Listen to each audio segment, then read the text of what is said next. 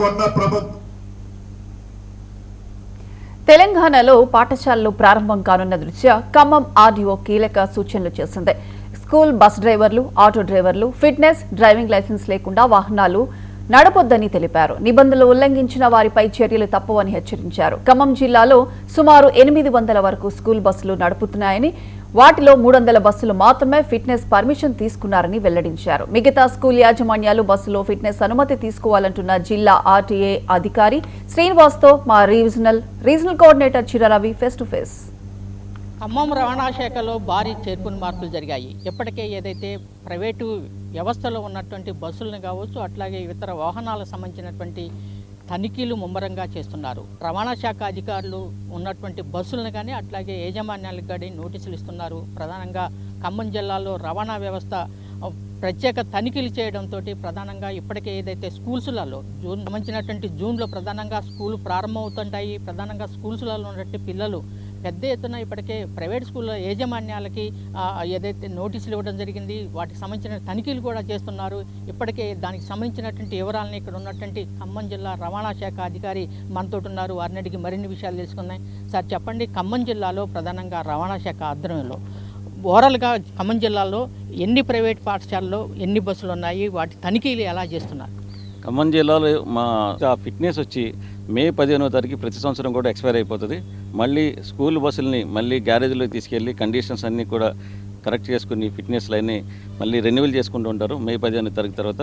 అది ఈ సంవత్సరం వచ్చి జూన్ 12వ తారీఖున అన్ని స్కూళ్ళు కూడా ఓపెన్ అవుతాయి కాబట్టి ఈ లోపునే అన్ని బస్సులు కూడా మళ్ళీ ఫిట్నెస్లు రెన్యువల్ చేసుకోవాలా. అయితే ఇప్పటికే మా ఖమ్మం ఆఫీసులో సుమారుగా 282 బస్సులకి స్కూల్ ఫిట్నెస్లు తిరిగి రెన్యువల్ చేయించుకోవడం జరిగింది.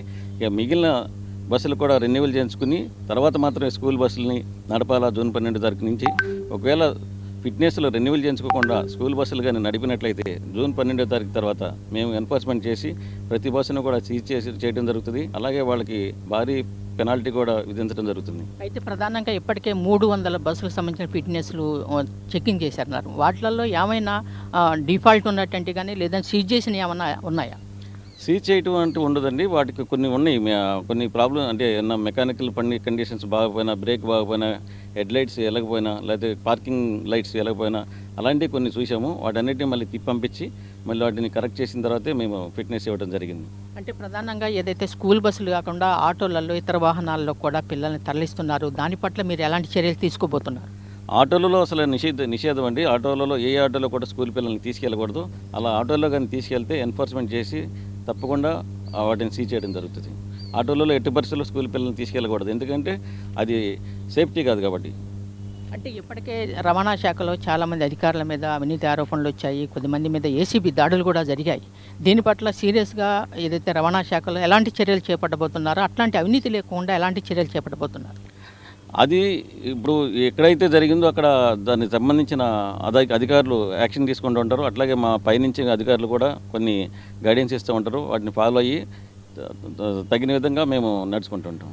అంటే అవినీతికి సంబంధించినటువంటి చర్యలు అంటే ఎట్లాంటి చర్యలు చేపట్టబోతున్నారు? అంటే కింద దాకా పైనుంచి దాకా మొన్నే ఏదైతే వైరా సంబంధించినటువంటి ఏసీబీ దాడులు జరిగినాయి, అక్కడ ఉన్నటువంటి వాళ్ళ మీద కూడా చర్యలు చేపడుతున్నారు. దాని పట్ల అవినీతికి సంబంధించిన దాని పట్ల అధికారులు వివరిస్తున్న దాని పట్ల మీ స్పందన ఏంటి?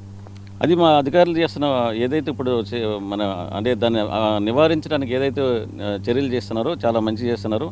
ఇక నుంచి కూడా అలాంటి కార్యక్రమాలు అంటే అవినీతి లేకుండా వచ్చే కస్టమర్స్కి మంచి సర్వీస్ ఇవ్వాలని చెప్తున్నారు పైనుంచి, అది చేస్తున్నాం కూడా. అంటే జిల్లా ప్రజలకి ఒక రవాణా శాఖ అధికారిగా సంబంధించినటువంటి ఏం సూచించదలుచుకున్నారు? రవాణా వ్యవస్థలో ఎలాంటి మార్పులు రావాలనుకుంటున్నారు? ప్రజలకి ఏం చెప్పదలుచుకున్నారు? ప్రజలకి మేము ఏం చెప్తామంటే, ఇప్పుడు ఎవరికి కూడా డ్రైవింగ్ లైసెన్స్ లేకుండా వెహికల్స్ నడపకూడదు. ఒకవేళ ఇన్సూరెన్స్ ఉన్నా సరే డ్రైవింగ్ లైసెన్స్ లేకుండా నడిపినప్పుడు యాక్సిడెంట్ అయినప్పుడు ఇన్సూరెన్స్ క్లెయిమ్ కాదు. అలాగే రవాణా శాఖ కానీ లేకపోతే మోటార్ వెహికల్ యాక్ట్లో ఉన్న ఏవైతే నియమాలను వాటిని పాటించి మనం కానీ వెహికల్స్ని నడపడం కానీ లేకపోతే వెహికల్స్ని ఆపరేట్ చేయడం కానీ జరిగితే యాక్సిడెంట్సే బాగా తగ్గుతాయి. యాక్సిడెంట్స్ తగ్గడమే కాకుండా యాక్సిడెంట్ అయినప్పుడు క్లెయిమ్ రావడం, ఇన్సూరెన్స్ క్లెయిమ్ రావడం, చనిపోయిన వాళ్ళ ఫ్యామిలీకి ఎంతో కొంత క్లెయిమ్ రావడం వల్ల కొంత సపోర్ట్ దొరకడం అలాంటివి జరుగుతుంది. అందరూ కూడా ఎక్కడ కూడా ట్రిపుల్ రైడింగ్ అనేది బైక్ మీద వెళ్ళినప్పుడు ట్రిపుల్ రైడింగ్ చేయకూడదు. హెల్మెట్ లేకుండా నడపకూడదు. అలాగే కారులో వెళ్ళినప్పుడు ప్రతి ప్యాసింజర్ కూడా సీట్ బెల్ట్ ధరించి మాత్రమే ట్రావెల్ చేయాలా. ఒకవేళ యాక్సిడెంట్ అయినప్పుడు, కారు యాక్సిడెంట్ అయినా కూడా సీట్ బెల్ట్ ఉన్నట్టయితే 99% సేవ్ అవుతారు. చిన్న చిన్న దెబ్బలు తాగుతాయి కానీ సేవ్ అవడం అనేది జరుగుతుంది. సో అందుకని ఇద్దరు కానీ ట్రావెల్ చేస్తుంటే టూ వీలర్ మీద ఇద్దరు కూడా హెల్మెట్తోనే ట్రావెల్ చేయాలి. ప్రధానంగా ఈ స్కూల్స్ బస్సులు మాత్రానికి ఎక్కడా కూడా ఏదైతే ఫిట్నెస్ లేకుండా నడిపితే వాటి మీద కఠిన చర్యలు తీసుకుంటామని మొత్తంగా మేము ఈ యొక్క చర్యలు చేపడుతున్నాము. ప్రజలు ఏదైతే నియమ నిబంధనలు పాటించాల్సిన అవసరం ఉందని జిల్లా